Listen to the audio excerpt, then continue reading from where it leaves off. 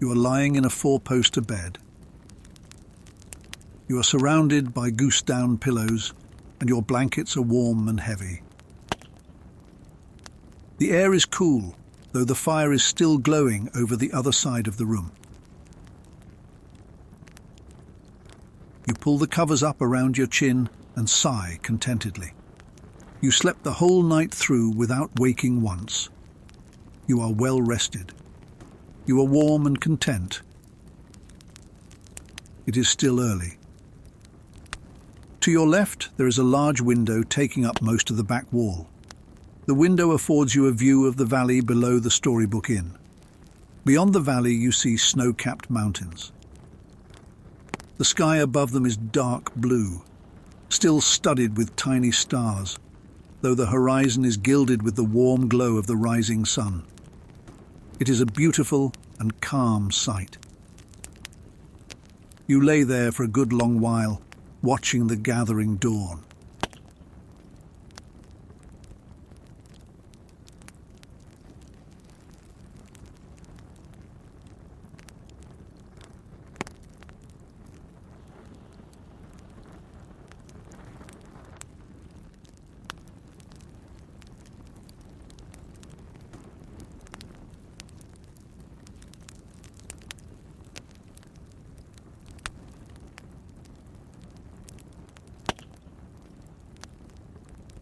When the sun is half peeping over the horizon, flooding the room with golden light, you decide that you have rested enough. You stretch and emerge from the bed. The remnants of last night's dinner are still on the table. You are surprisingly hungry. There will be plenty of food in the dining room below, but for now, and just to tide yourself over until you can enjoy a more substantial breakfast, you cut yourself a piece of bread. You slather it in honey and munch on it as you stoke the fire.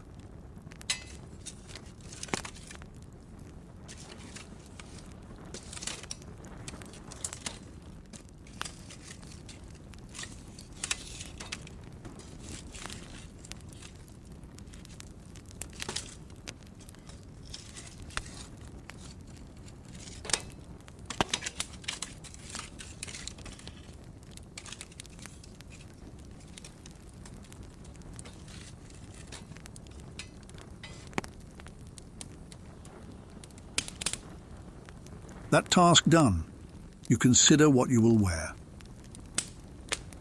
The day will be a fine one. A good day for exploration, you think.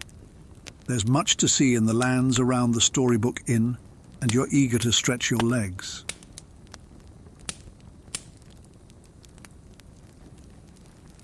You settle on a soft grey surcoat without sleeves, a long-sleeved tunic in a diamond pattern of silver and black breeches, and black boots.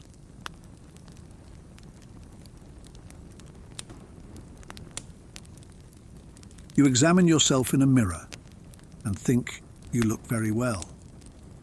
You're still looking at yourself, in fact, when you hear a knock at the door. Who could it be at such an early hour?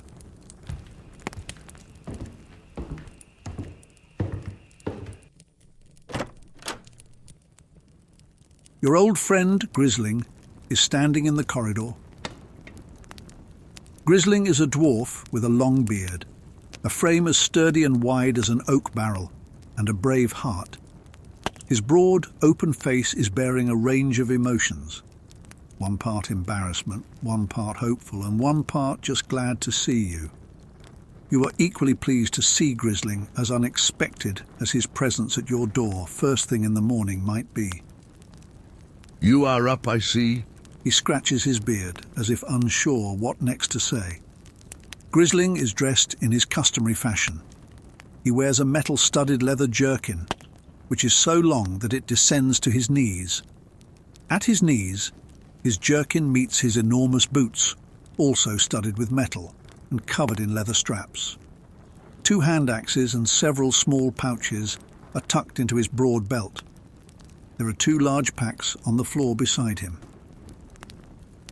Well, it is good that you are up. We have some way to go before we get where we're going. You ask him where you're going, trying to keep the amusement out of your voice. It is not wise to cause a dwarf to think that you are laughing at him. Fishing, and also we will explore a little bit and camp for a while, down at the ancient ruins next to the river. We can stay down there as long as we want. Bernard will keep our rooms ready for whenever we return. He pauses, as if weighing up what he wishes to say. I have to admit, I have plenty on my mind. You too, I'm guessing.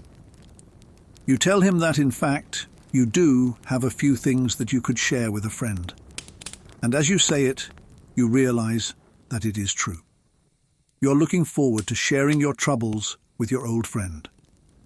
Grizling always has wise words to offer and a deeply practical view of the world that you find immensely comforting. Grizling grunts agreeably and gestures to the packs next to him. I've got everything we need. He picks up one of the packs and turns to go, and then looks back over his shoulder, slightly worried. You do want to come, don't you? Of course, you reply, taking up the other pack. It is comfortably weighty, but there is no time to look inside. Grizling is already off, striding down the corridor,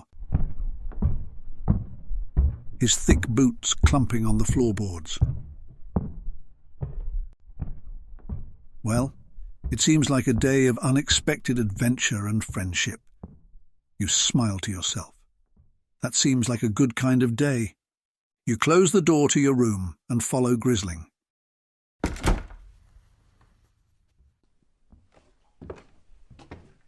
You head down the stairs.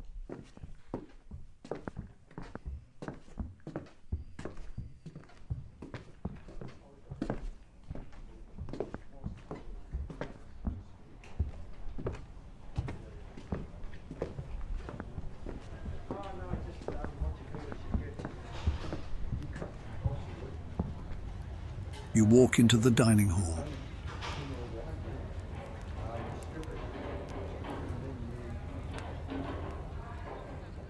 The morning sun is streaming through the huge windows at the end of the room. Shafts of gold glimmering with winkling motes of light. There are only a few guests up this early. They are sitting by the windows enjoying their breakfast. On any other morning, you might have gone over and engaged them in conversation, for there are always interesting people to meet at the Storybook Inn, and these guests seem to be no exception. One of them has the graceful and diminutive frame, pointed ears and golden hair of a valley elf. You see a wizened gnome with spectacles, and two humans in the exotic garb of far-off desert lands. They see you and wave. Closer to you, the serving staff are busy stoking the enormous four-sided hearth in the center of the room, laying the tables with provisions for breakfast, as well as fresh-cut woodland flowers.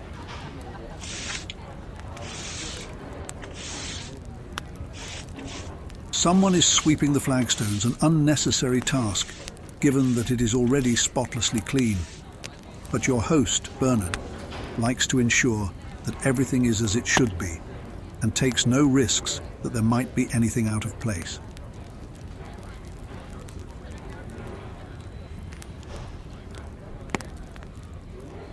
The doors to the kitchen open, emitting warmth, delicious smells of cooking, and Bernard himself, wiping his hands on his apron.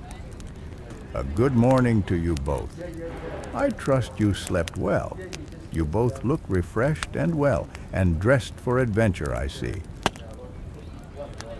Well now, I hope that I can offer you a hearty breakfast before you begin. No, thank you.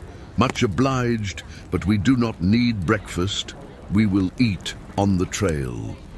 Despite these words, Grisling's nose twitches, and he looks somewhat mournfully at the kitchen doors. You can smell a wonderful melange of scents.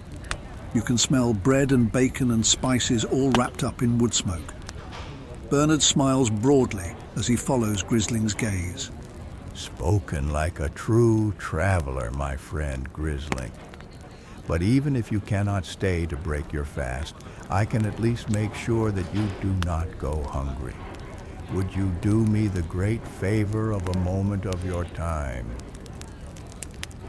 Though Grisling scuffs his feet impatiently, you do not have long before your time is rewarded.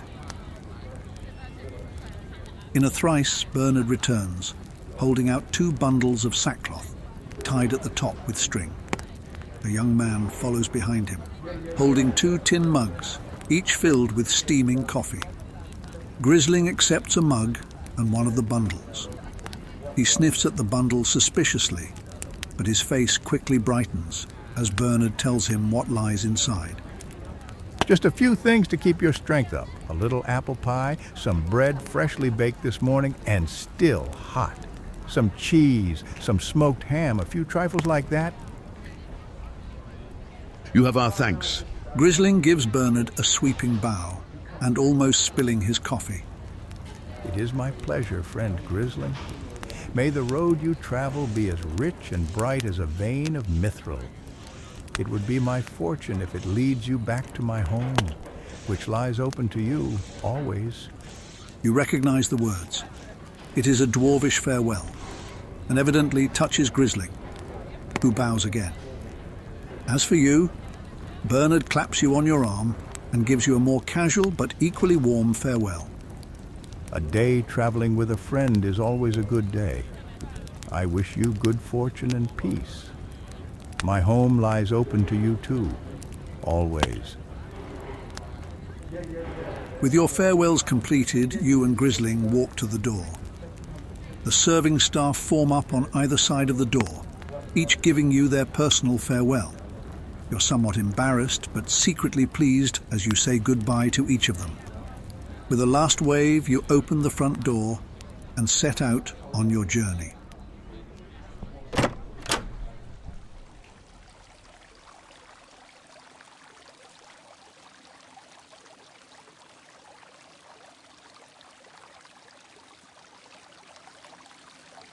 You pass through the courtyard of the Storybook Inn.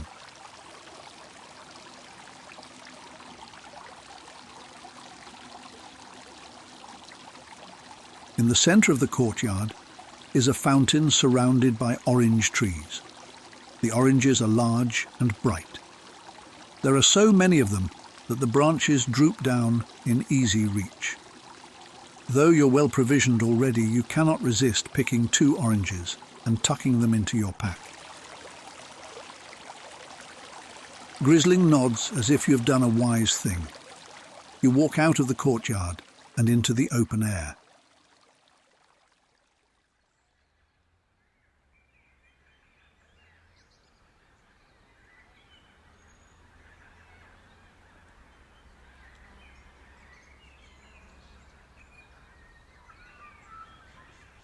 The Storybook Inn is situated on a high hill.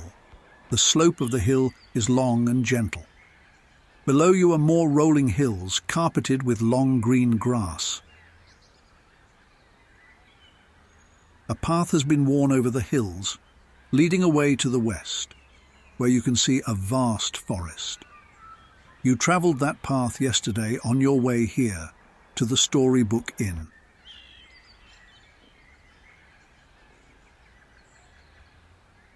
In the opposite direction, the hills drop away into a valley surrounded by mountains. It's still cool, but the sky is clear and endless.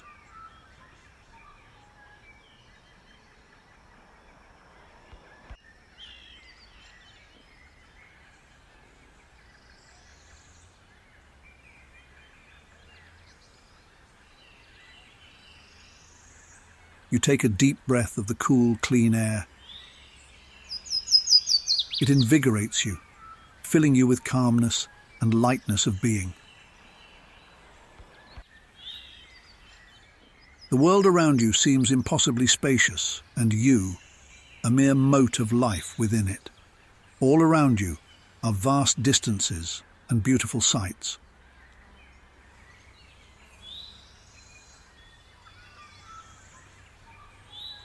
Grizling also seems to be in brighter spirits. He smiles broadly and raises his mug of coffee and clinks it against yours. A toast to our health, to the honor of our clans, and to our good friendship. You heartily agree with him and return the toast.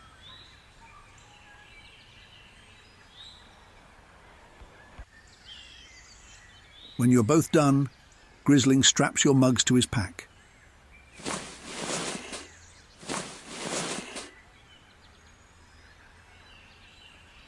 Grizling pats his stomach and looks down the valley thoughtfully.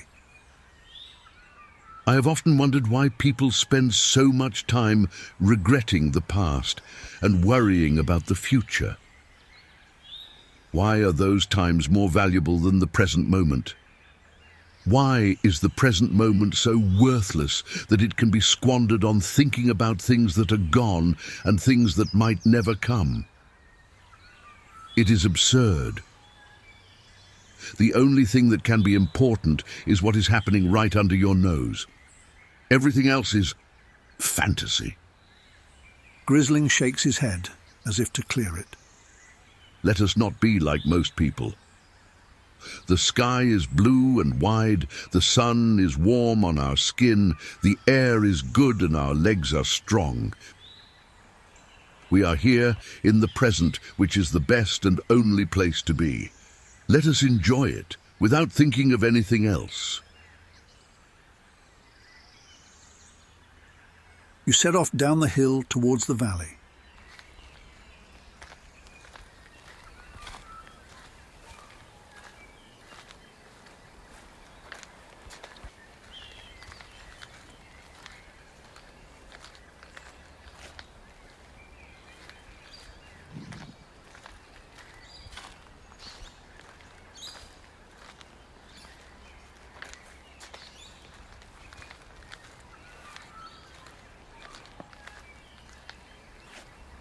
You feel alive.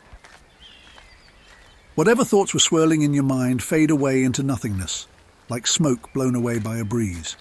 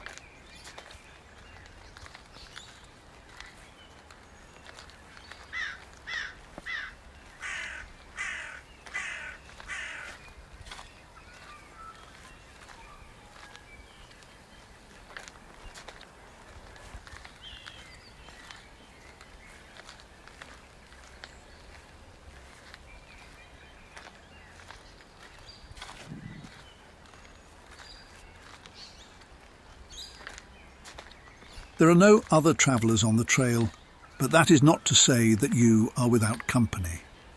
Birds trill to greet the morning. Hares dart across the hills.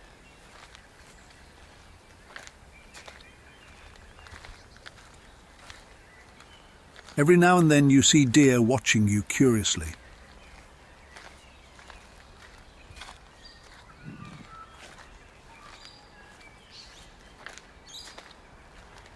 The hills are lush with grass and speckled with tiny white flowers.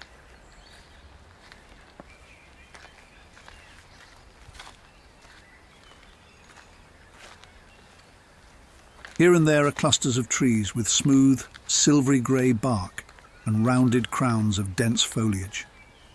Their leaves are turning from green to beautiful autumn shades of orange, yellow and golden brown.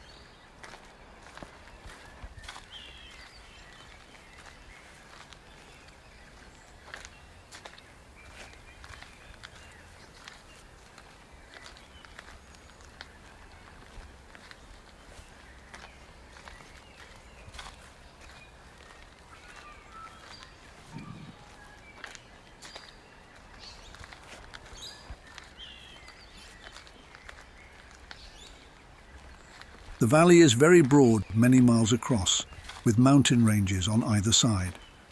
The valley is so wide that despite the size of the mountains, they cast no shadow, and the valley itself is bathed in sunlight.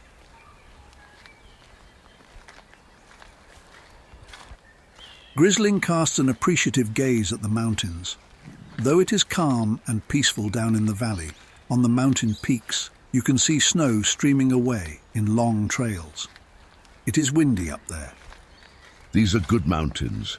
The mountains are strong and tall, but they are not as mighty as the mountains of my people. I miss my home, my friend. The lonely mountains.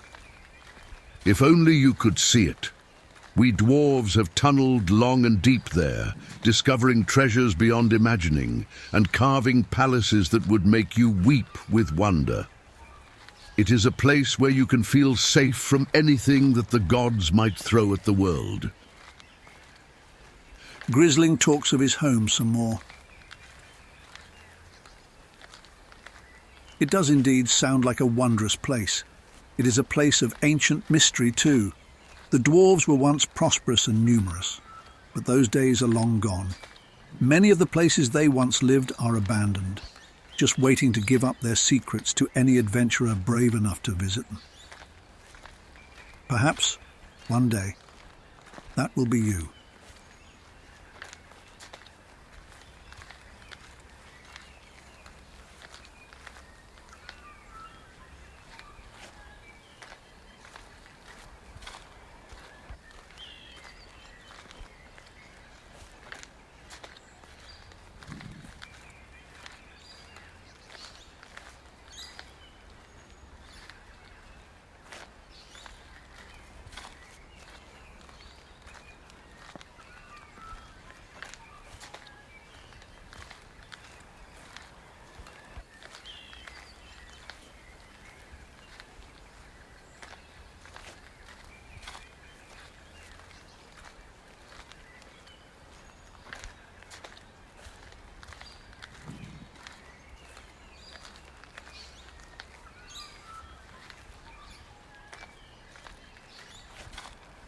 You pass down into a forest, your feet swishing through leaves.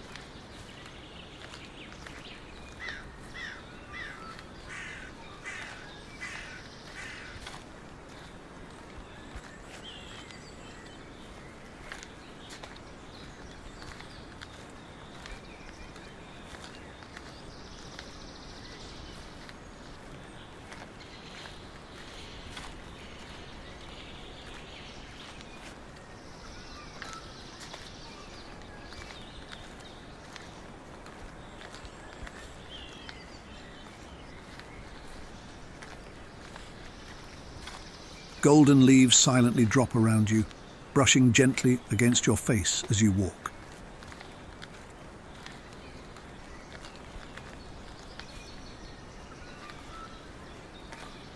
Rays of early morning sun filter through the trunks of the trees, making sparkling bands of light.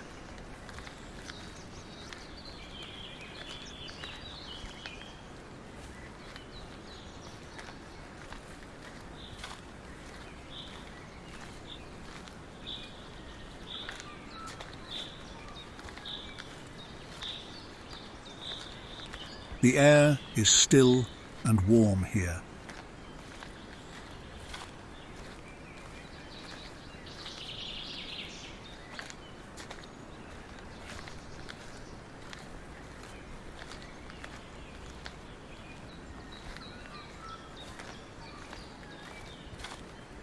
Little robins flit from the trees, calling to you cheerfully.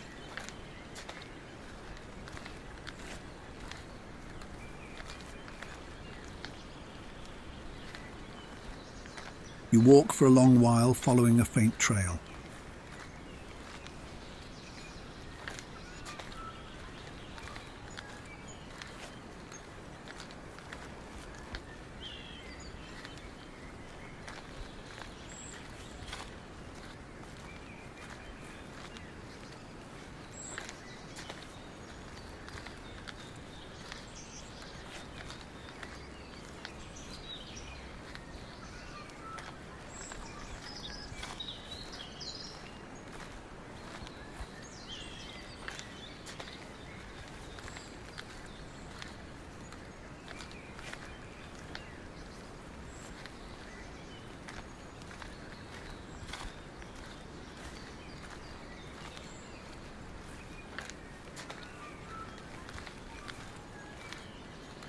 Grizling has a faint smile, clearly enjoying himself.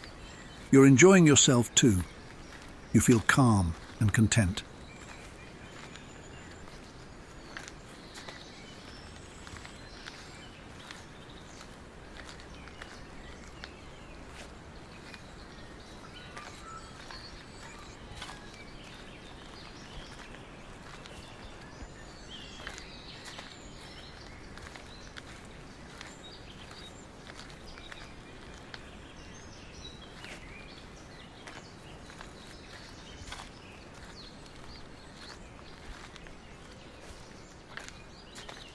You emerge from the forest onto the bank of a large river.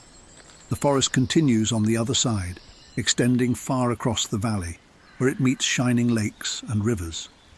The mountains lie beyond. You and Grizling pause to look at the river. It sparkles and foams over rocks close to the bank. 1,000 voices singing joyful songs.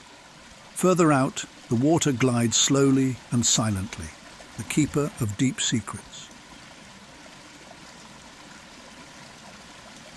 What a sight! The mountains all around us, the forest, the river, and no one here but us and the animals and the memories of the ancient and powerful people who lived here long ago. Let us pause for a while, my friend, and drink deeply of the goodness and peace of this place. Drink, let your soul be full. You do as Grizling suggests.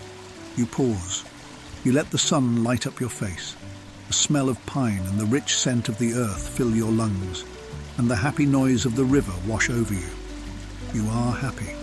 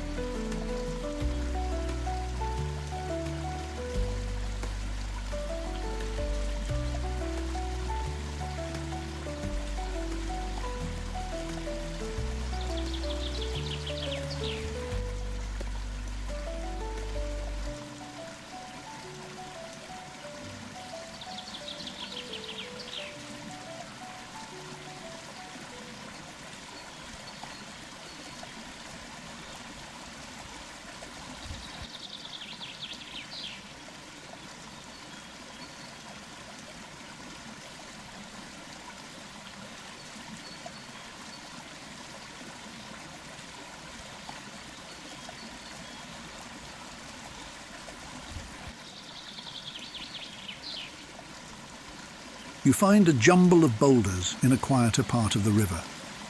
You put your packs down and slip off your boots by the water's edge.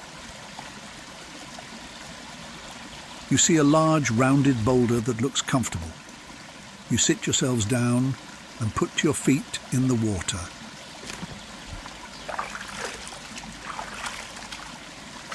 The water is silky and icy cold. You feel a wave of coolness and well-being wash over you as your legs sink deeper into the water.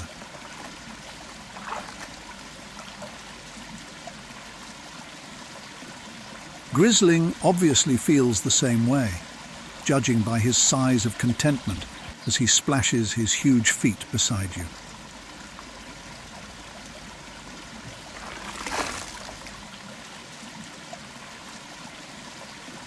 Small silver fish dart by your feet.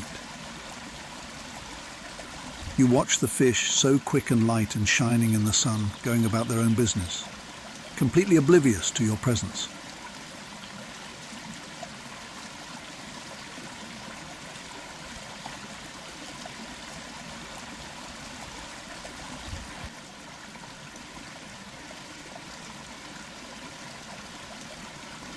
The water is clear.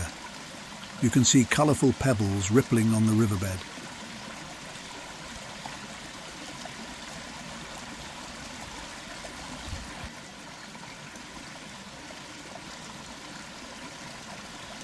It feels good to just let your thoughts drift, not following them, just allowing your thoughts to float about like the little fish, emerging and disappearing on the surface of your mind.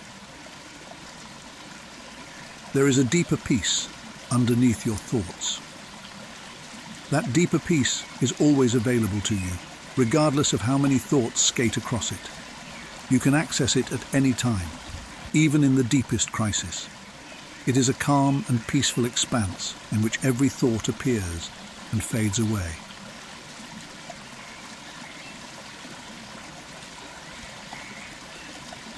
You sit and enjoy the sparkle of the water and the delicious contrast of the warmth of the day and the coolness of the river.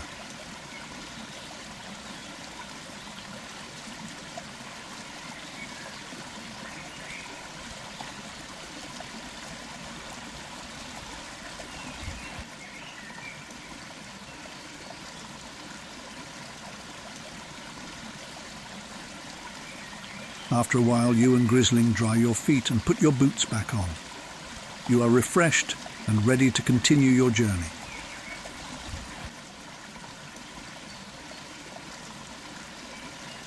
You walk onwards, keeping to the broad swathe of grass and loam next to the river.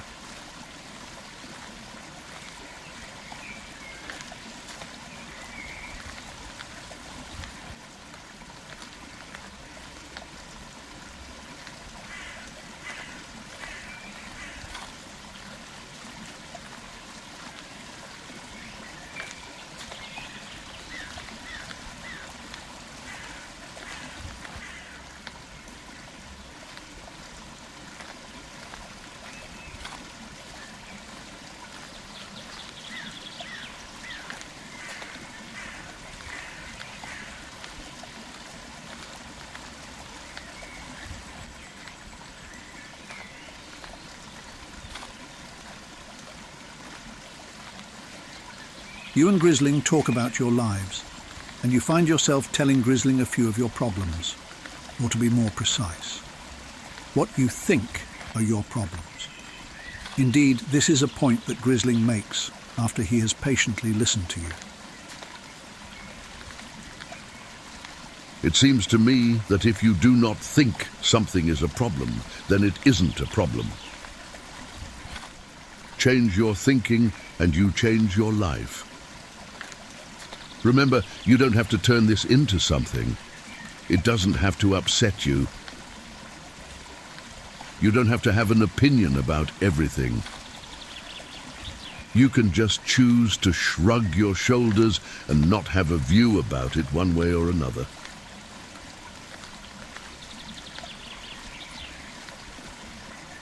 Sometimes you can just let things be, and you'll find you feel a lot better for doing so.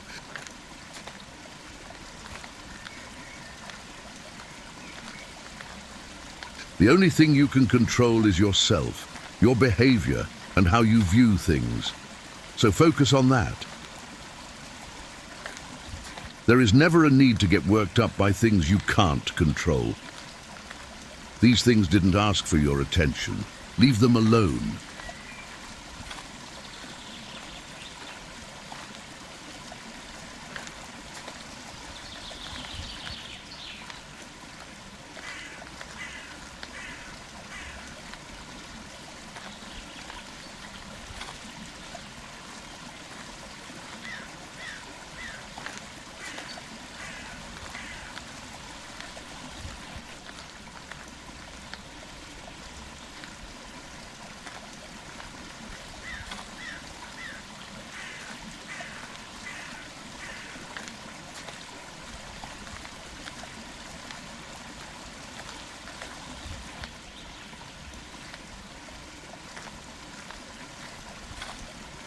You talk about this for a while as you walk, and Grizling helps you apply this philosophy to the various issues in your life. He demonstrates that, in fact, you are already taking action where you can.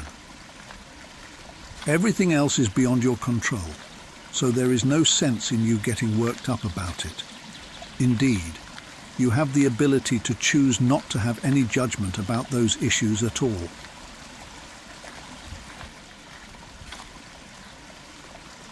You know that you should live more in the present moment. Actually, it would be better to say it differently. You could live more in the present moment. It is entirely up to you, after all. Grizling tells you a little of his own issues. The politics of dwarf clans is very complicated indeed, and it seems that Grizling has offended more than a few unwritten laws of his people. That's a large part of the reason he has spent so long away from his home.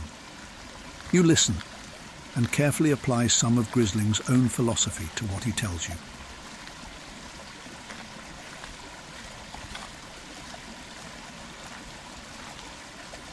He's grateful for your advice and tells you so. Not everything in life will please everybody, but I suppose I should ask myself the question, whose life am I living, theirs or mine? You are both feeling considerably lighter and walk along the river in good spirits.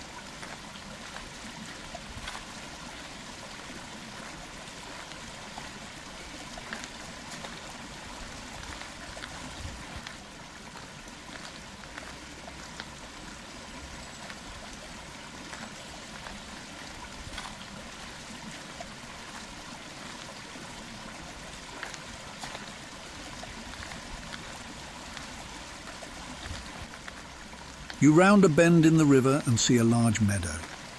A little rivulet flows through the meadow, sparkling and tinkling like the laughter of fairies on its way down to the larger river. The meadow is filled with flowers of many different colours. Grizling happily names the flowers, proving himself to be surprisingly knowledgeable.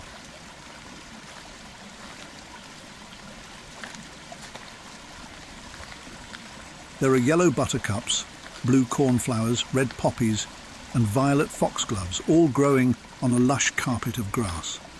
Butterflies dance, bees dart, and there, not far away, is the delightful sight of hummingbirds.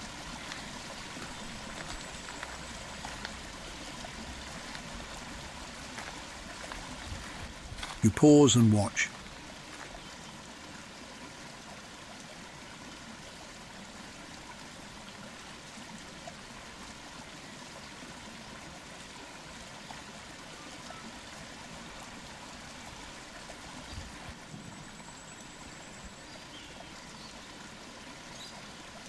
You feel as if time has stood still. You could stay here for as long as you like, and not a moment will pass in the rest of the world.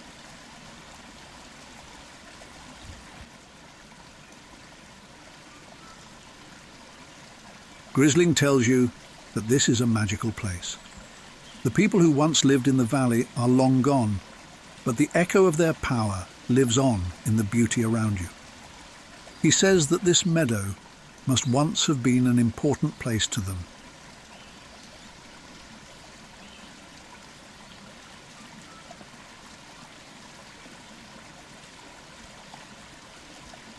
You linger at the meadow for a long time, and then continue onwards along the riverbank.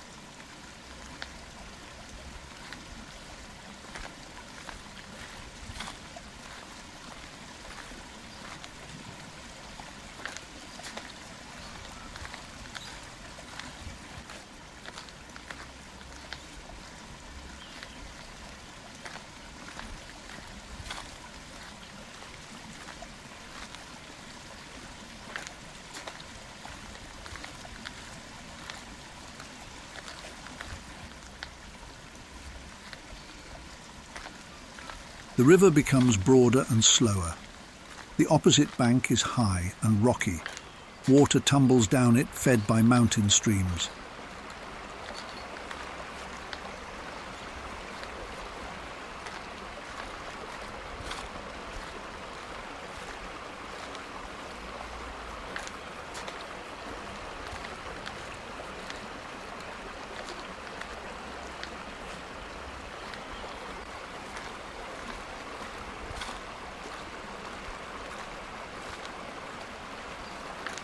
Grizling points upriver. There is a bridge. It curves over the river with impossibly slender grace. It is made of white stone, so fine it is translucent, and so delicately carved it looks like it is made of foam. We are approaching the old city. We will pass through it and set up camp not far beyond.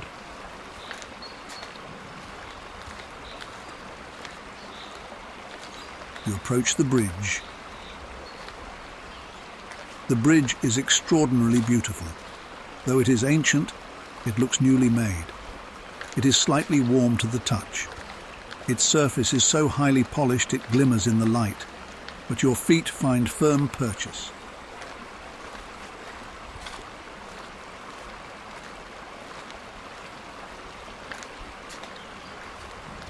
The river rolls steadily below you.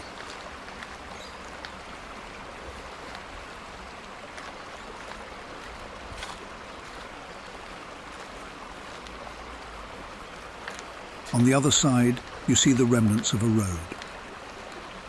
Large square stones, tightly fitted together, lie half covered by grass and flowers. We are entering the forgotten city. Come, it is perfectly safe. The only inhabitants are now the creatures of the forest, and there are none among them who will harm us.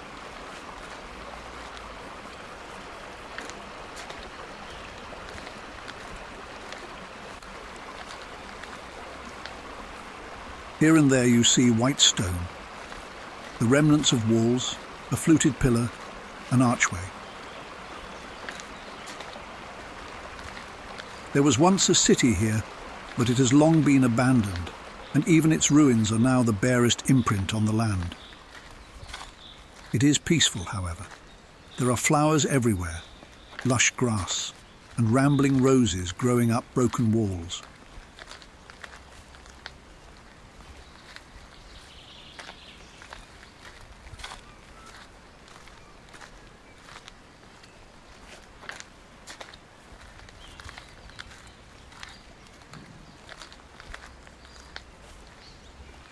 Here and there are remnants of what look to be canals.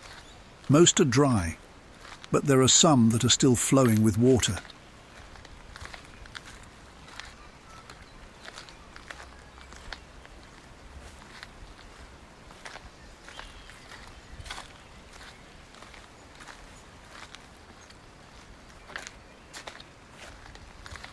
A few broken ruins line the canals.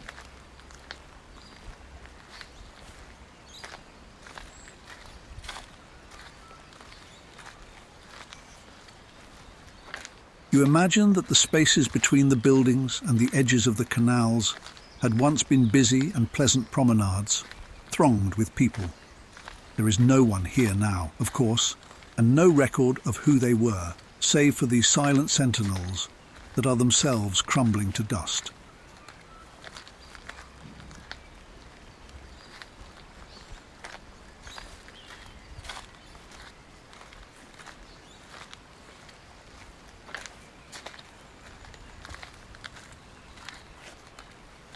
Presently, you see an open space just up ahead, on the banks of the river.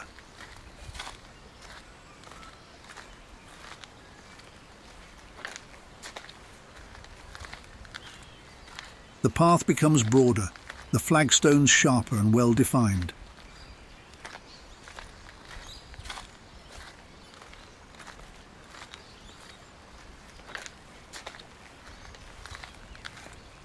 Soon you're walking across a plaza that stretches from the riverbank to the edge of the forest, many hundreds of yards away. The stones of the plaza are smooth, not a blade of grass growing between them.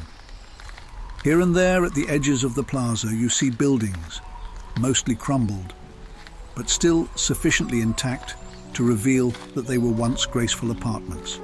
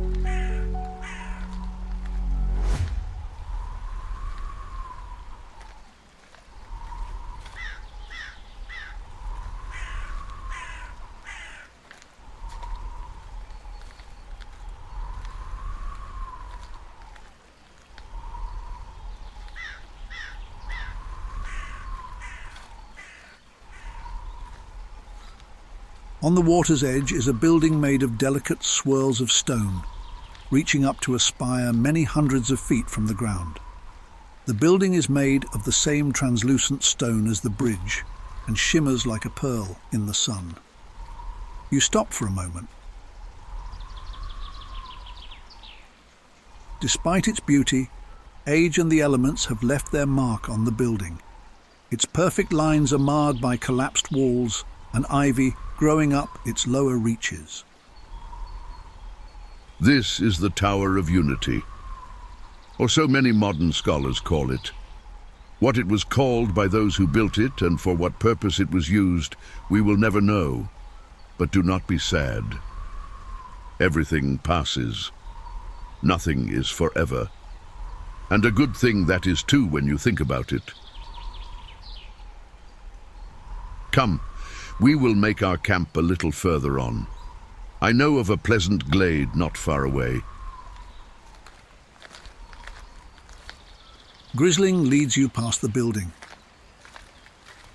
A huge archway lies open, a cavernous opening easily wide enough to accommodate 24 horses and their riders side by side. The archway is embossed with delicate runes in a language that you do not understand. Inside, the building lies empty.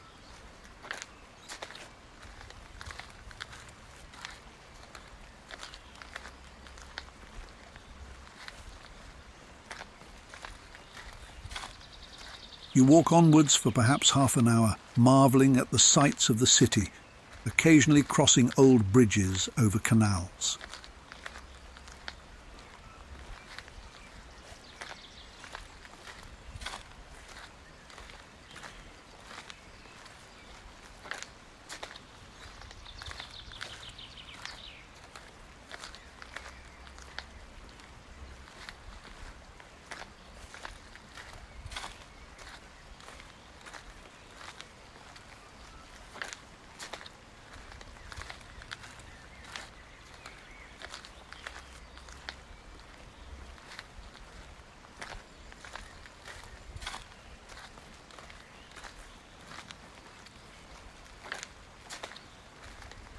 At last, you reach another pleasant meadow, surrounded by conifers.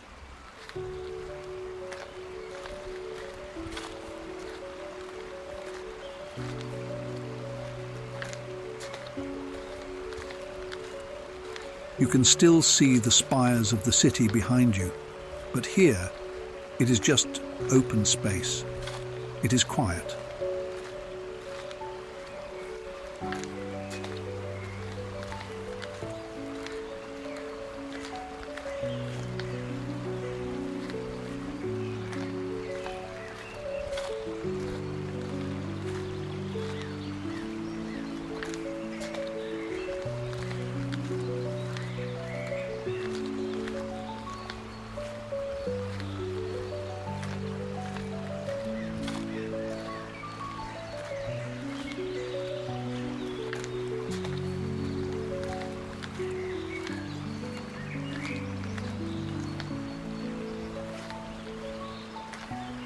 The meadow is well positioned, high above the river, giving you a wonderful view of the bank on the other side and the lakes and forests beyond.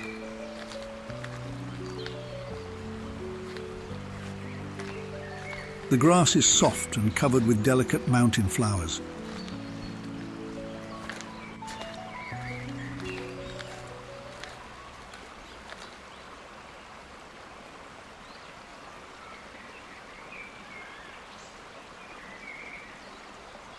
Grizling opens his pack and begins assembling your camp.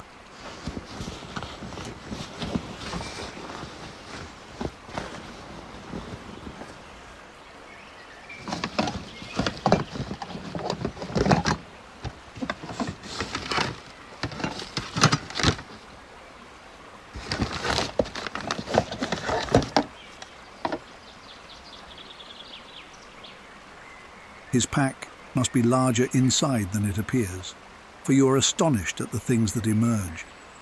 He takes out a camp chair and a rolled-up bundle of tarpaulin and pegs that you assume is a tent. He then takes out packets of food, flasks, plates and bowls, a lantern, a large rug, and everything else that's needed to spend a pleasant night out of doors.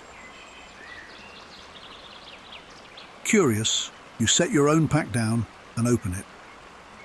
You remove more provisions: bread, cheese, dried sausage, onions, mushrooms, beans, spices, tea, sugar, sweet cakes, another rug, some rolled up pillows, ripe peaches, lemons, another camp chair, a kettle and fry pan, and a chopping board. Every time you think you have reached the bottom of the pack, you find more. Grizling is clearly used to spending time out of doors. In the time that you have taken to empty your pack, he has set up a large and comfortable tent. Together you assemble the camp chairs, lay out some blankets inside the tent, and stow the rest of the provisions within easy reach. In moments, you are done. Now I will just set some rods and relax until our dinner is ready, says Grizling happily. Make yourself at home. I will not be long. You do not protest. You are somewhat weary from your walk, and the prospect of lying on the soft grass with a couple of pillows and enjoying the warmth of the day is too good to pass up. You sigh and feel yourself sink down into the sweet fragrance of the meadow, while Grizling heads down to the riverbank.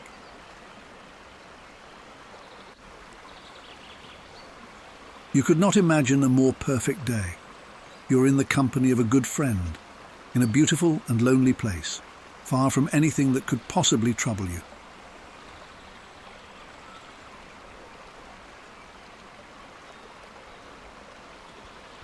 You let your thoughts drift, watching them, but not following them. They're as insubstantial as the white clouds above you. Behind your thoughts, your mind is as clear and unencumbered as the bright blue sky.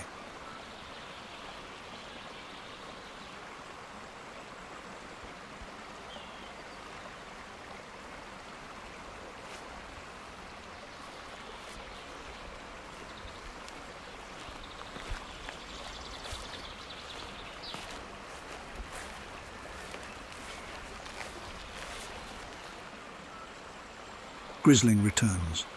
We shall not have long to wait. The fish are fair leaping at the hooks. I will set a fire.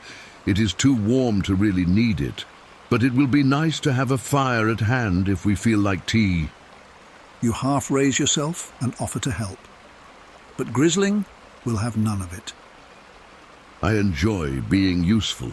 For once in your life, my friend, you can just rest. I will set the fire and prepare us our dinner. It will be my pleasure.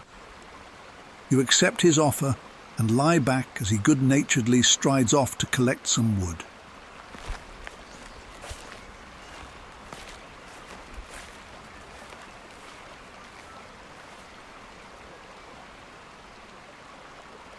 It feels good to be looked after.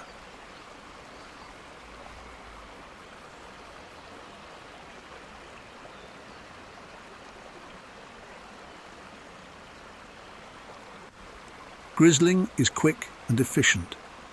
In no time at all, a little fire is crackling merrily, and he has set up an iron tripod over it with a kettle hanging over the flames.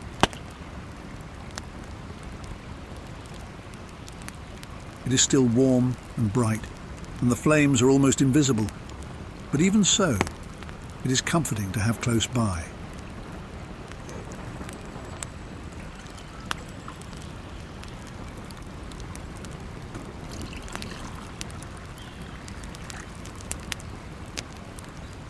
Grizling hands you a cup of strong tea and a couple of small dark chocolates.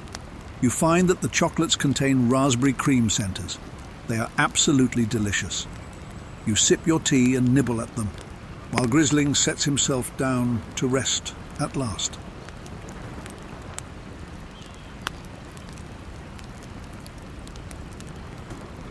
You talk a little, letting the conversation range widely.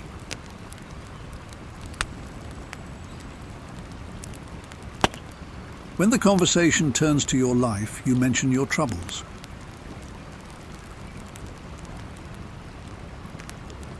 Grizling tells you that he had some good advice from his father, which has served him well all his life, and which he will now pass on to you. The troubles that you are having right now will pass. The regret you feel will pass. The thing that you fear that is yet to come, that too will pass. Everything will pass. If you feel that your problems are too much for you, then remember that they will be over.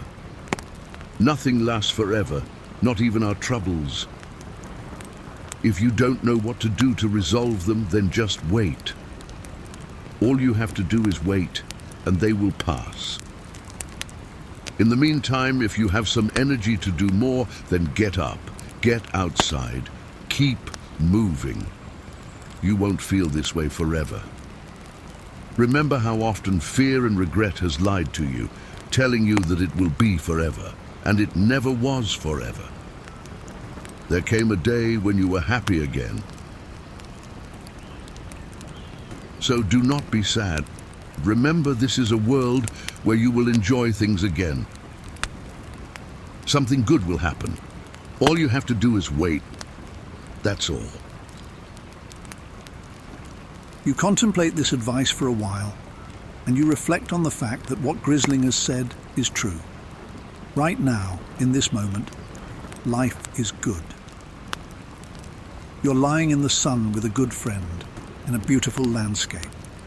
There is nowhere to go and nothing to do.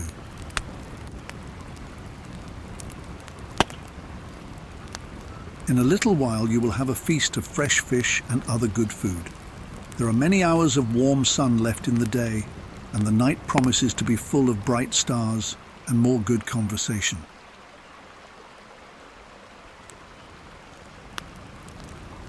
You sigh and lay back, listening to the sound of birds and trees and the distant flow of the river.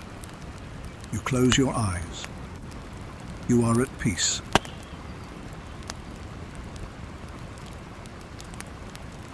You ask Grizling how long you will stay in this place. As long as you want, my friend. As long as you want.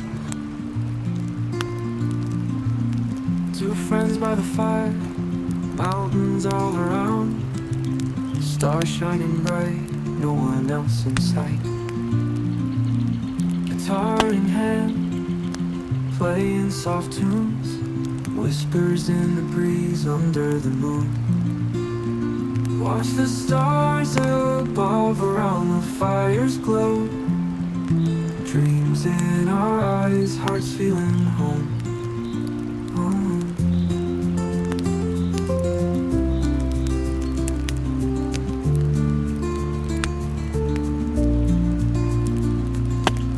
Time stands still, nothing but peace.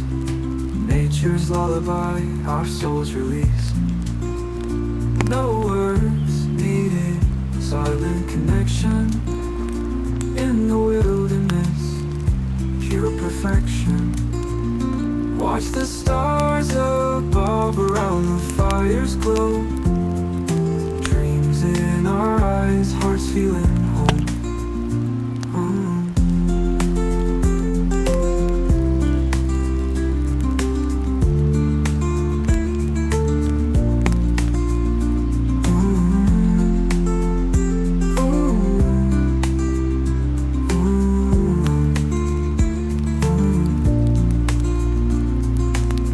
Time stands still, nothing but peace. Nature's lullaby, our souls release. Watch the stars above around the fire's glow. Dreams in our eyes, hearts feeling